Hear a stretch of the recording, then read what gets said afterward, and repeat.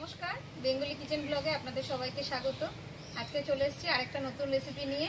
আজকে করব দেখুন পাঁচমিশালি সবজি চিংড়ি মাছ দিয়ে, ডাঁটা, থোর, এই যে কাঁঠাল বীজ, কুমড়ো, আলু দিয়ে একটা তরকারি হবে। আশা করব আপনাদের খুব ভালো লাগবে। প্রথম থেকে শেষ পর্যন্ত অবশ্যই আপনারা আমাদের সাথে থাকুন। মামি, তুমি এই সবজিগুলো কাটো আর আমি এই চিংড়ি মাছগুলো বেছে গুছিয়ে নিই। হ্যাঁ, এই বাগান থেকে তুলে আনা টাটকা টাটকা ডাঁটা। সবজি কেটে ধুয়ে গুছিয়ে নেওয়া হয়ে গেছে আর চিংড়ি মাছও বাছা হয়ে গেছে। এবার উনুন ধরিয়ে দেবো। উনুন ধরিয়ে দিয়েছি। এবার আমি কিছুটা ধনে, জিরে আর মৌরি খালি খোলায় ভেজে নেব।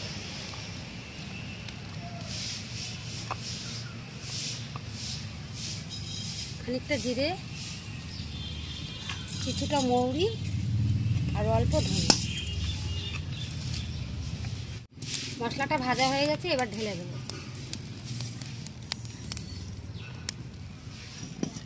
পাঁচমিশালি তরকারিতে এই ভাজা মশলার সেন্টটা কিন্তু খুব ভালো লাগে। এবার গরম কড়াইতে পরিমাণ মতো সরষের তেল দিয়ে দেবো। এবার দিয়ে দেবো কেটে রাখা আলু।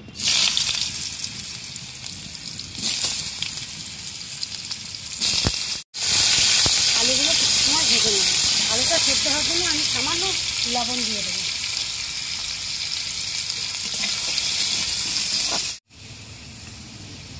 আলুগুলো লাল লাল করে ভাজা হয়ে গেছে।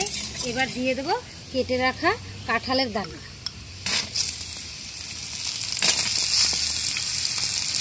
কাঁঠালের দানা তরকারি খেতে দারুণ লাগে। নানান রকম তরকারি করে খাওয়া যায় ডাঁটা দিয়ে। এবার দিয়ে দেবো কেটে রাখা থোর।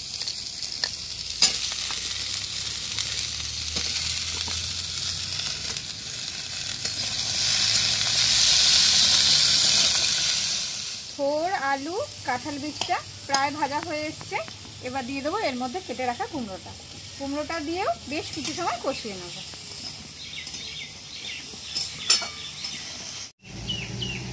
এবার কয়েকটা কাঁচা লঙ্কা চিড়ে দিয়ে দেবো।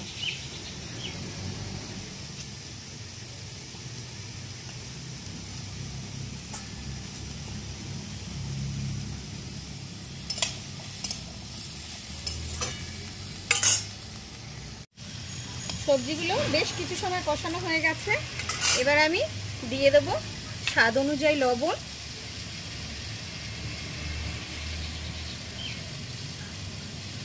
পরিমাণ মতন হলুদ আর সামান্য একটু লঙ্কার গুঁড়ো, কালারটা ভালো আসার জন্য।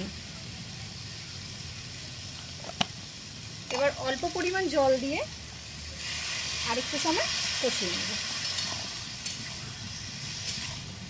এবার কিছুক্ষণের জন্য আমি এটা ঢেকে দেবো, ভালো করে সেদ্ধ হবে। এবার ঢাকনাটা খুলে দেব।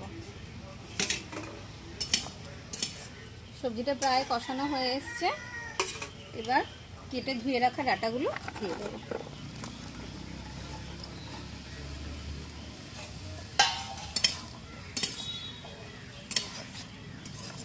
ভালো করে মিশিয়ে নিয়ে আরেকটু সেদ্ধ হবে, যেহেতু ডাঁটাটা পরে দিলাম। সব সবজিগুলো ভালো করে কষানো হয়ে গেছে। এবার আমি দিয়ে দেবো পরিমাণ মতো জল।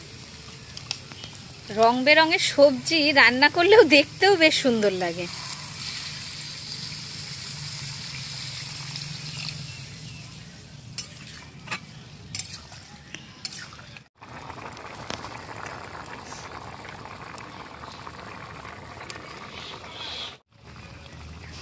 তরকারিটা প্রায় হয়ে আসছে। এবার আমি ঢেলে নিয়ে ফোড়ন।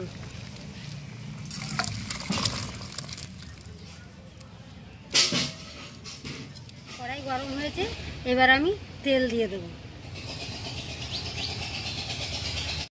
তেলটা গরম হয়েছে। এবার আমি ফোড়ন দিয়ে দেবো শুকনো লঙ্কা, কালো জিরে আর কিছুটা সাদা জিরে।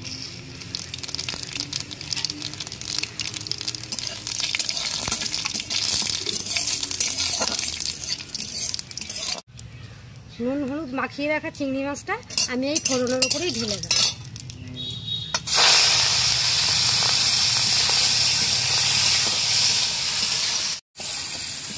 চিংড়ি মাছ ভাজা হয়ে গেছে, এবার তরকারিটা আমি ঢেলে দেবো।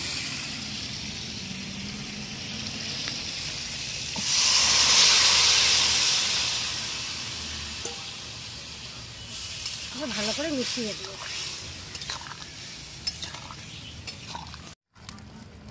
তরকারিটা প্রায় হয়ে এসছে, এবার দিয়ে দেবো স্বাদ অনুযায়ী অল্প একটু চিনি, আর এর মধ্যেই দিয়ে দেবো ভাজা মশলার গুঁড়োটা।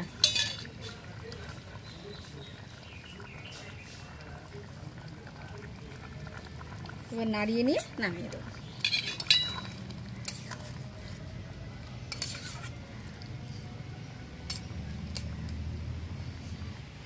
ঢেলে নেব।